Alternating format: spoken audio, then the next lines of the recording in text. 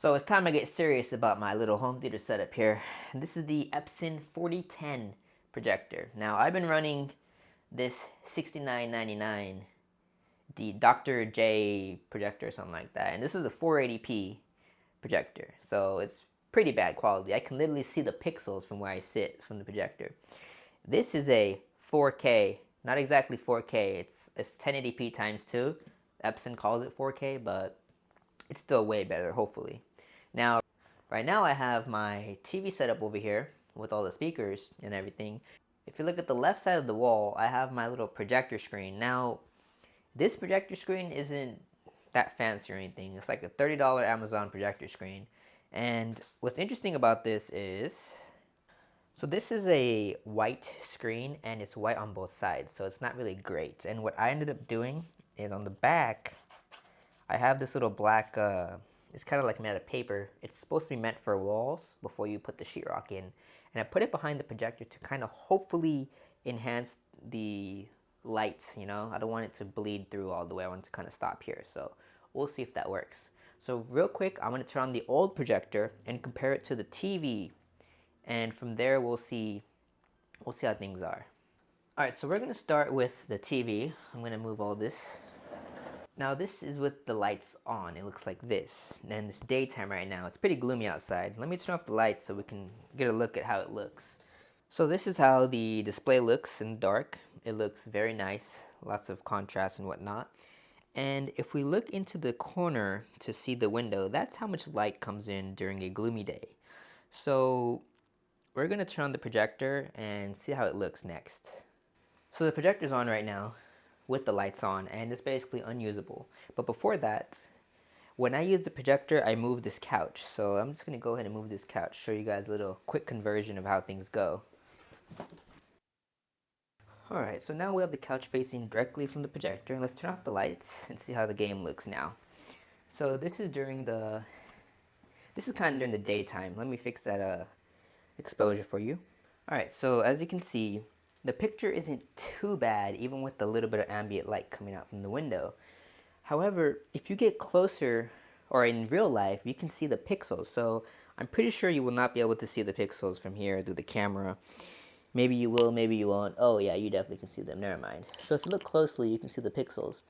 That's what I see. If you look at the little blue area at the bottom, you can see the little pixels. And I see that with my eyes, and that's very, very annoying, and the picture quality isn't the greatest. So let's open up this new projector and see just how better it performs compared to the cheap one.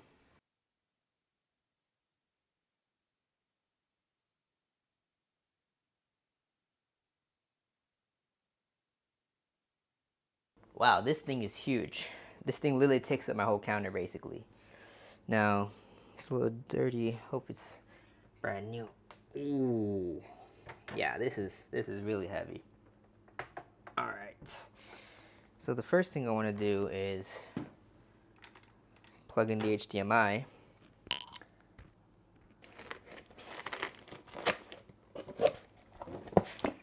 So in the box you got your thick wire, a huge remote, and that looks like some wire ties specifically for HDMI.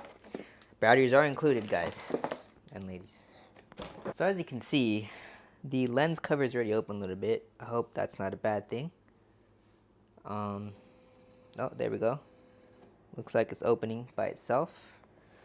I have a feeling this projector is a little too low for the screen over there, so we're gonna just turn it on to make sure it works first of all and everything, and then we'll see from there.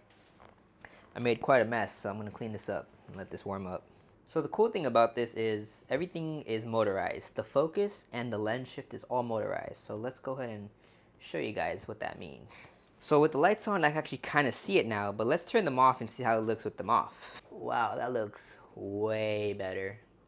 Alright, so right now we need to fit this onto the screen, so let's just go ahead and lens shift. Alright, I really want to see this lens shift. People were praising this feature, so let's just see how this is. That's pretty cool, I ain't gonna lie. Alright, so we got the picture pretty much where I want it. Let's measure how big this is actually. I'm really curious. So I just realized that the controller on the Switch wasn't pressed, so it was actually dimmed. So we just accidentally pressed the controller, and this thing is really bright. Like, this is way better than my old projector. I'm actually matching the ISO right now to the same as my TV. So let's turn on the lights again and see how much of a difference this makes. So this is with the light on, and I can actually use this. You can't really tell in the picture as much, but in real life, it's really good. It's almost as bright as my TV, actually. To be fair, my TV is a TCL that has like a 250 nit brightness or something, but still, this is actually usable. So let's measure this and see how big it is. So it's 115 inches, which is huge. Now I'm gonna go ahead and play around with this, but my first impressions are this looks amazing. Now I finally see why people kept saying you definitely need a better projector. I can only imagine how much better this would look even with a better screen. But with that said, I'll put the links in the description to the Epson, the old one I had, and the screen and everything. Y'all can, see for yourselves. But I'm going to play with this now, so I'm out.